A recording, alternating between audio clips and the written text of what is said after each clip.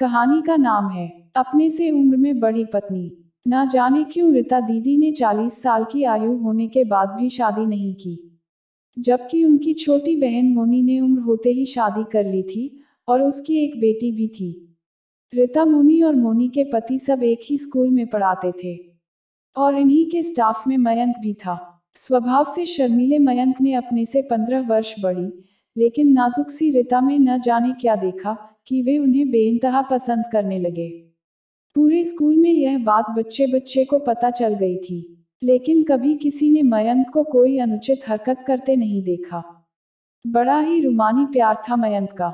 रीता ने हमेशा मयंक को समझाया, अपनी उम्र का वास्ता दिया, समाज का नजरिया दिखाया। हर तरह से उन्होंने मयंक सर को इस मोहजाल से निकालने की कोशिश की।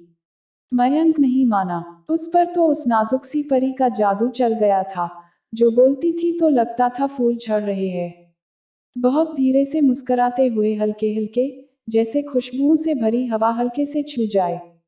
सारे बच्चे रीता दीदी के फैन थे। वे हर वक्त बच्चों से घिरी रहती। मयंक सर की चाहत थी या पत्थर की लकीर, वे टस से मसा नहीं हुए। 3-4 साल तक तो रीता उनको नकारती रही, लेकिन कब तक। आखिर उनको मयंक सर के प्यार के आगे झुकना ही पड़ा। सारे स्टाफ की मौजूदगी में दोनों ने बहुत ही साधारण तरीके से शादी कर ली। ना कोई दिखावा, न ही कोई ढकोसला। लेकिन मयंक सर की माँ इस शादी से खुश नहीं थी। उन्होंने तो अपने बेटे के लिए छोटी उम्र की मिलती जुलती लड़की देख रखी थी, लेकिन माँ की एक न चल सकी। आखिर मयंक सर रीता को ब्याह कर घर ले ही आए। माँ ने इससे पहले रीता को कभी नहीं देखा था। जब दूल्हा दुल्हन की आरती के लिए माँ दरवाजे पर आई तो दुल्हन को देखकर बेहोश हो गई। लोगों ने खूब बातें बनाई। रीता को बहुत दुख हुआ।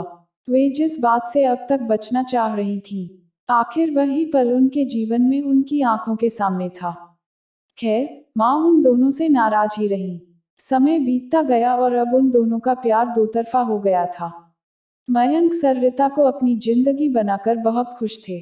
न उन्हें माँ की परवाह थी और न ही जमाने की। सुबह दोनों स्कूल चले जाते और स्कूल के बाद एक दूसरे को जी भरकर खुशियां देते। रीता दीदी अब तक मेनोपॉज से गुजर चुकी थी, इसलिए उनकी संतान होने की कोई संभावना ही नहीं थी। मगर मजाल है जो मयंक सर को किसी भी चीज का कोई मलाल हो। वे तो रीता को पाकर इतना खुश थे कि मानो उन्हें पूरी दुनिया मिल गई हो। और उनका प्यार देखकर रीता दीदी निहाल थी। उन्हें जीवन के इस दौर में जीवन साथी मिलेगा, इसकी तो उन्होंने कल्पना ही नहीं की थी, क्योंकि वे तो शादी करना ही नहीं चाहती थी। कितने ही रिश्ते ठुकराकर वे इस उम्र तक कुंवारी ही थी। मगर ये मयंक सर के प्यार का असर था, जो रीता दीदी को उनके लिए हाँ कहना ही पड़ा। बहुत हंसी खुशी से वक्त पंख लगाकर उड़ रहा था कि अचानक रीता दीदी को ब्रेन हेमरेज हो गया। उनका शरीर पत्थर का हो गया। वे जड़ हो चुकी थी। डॉक्टरों की लाख कोशिशों के बाद भी उनका शरीर हरकत में नहीं आया। वे एकटक मयंक सर को देखती रहती और आंखों से आंसू बहाती। मयंक सर ने भी उनको ठीक करने में अपनी जी जान लगा दी, मगर वे ठीक नहीं हुई। डॉक्टरों ने अब जवाब दे दिया था।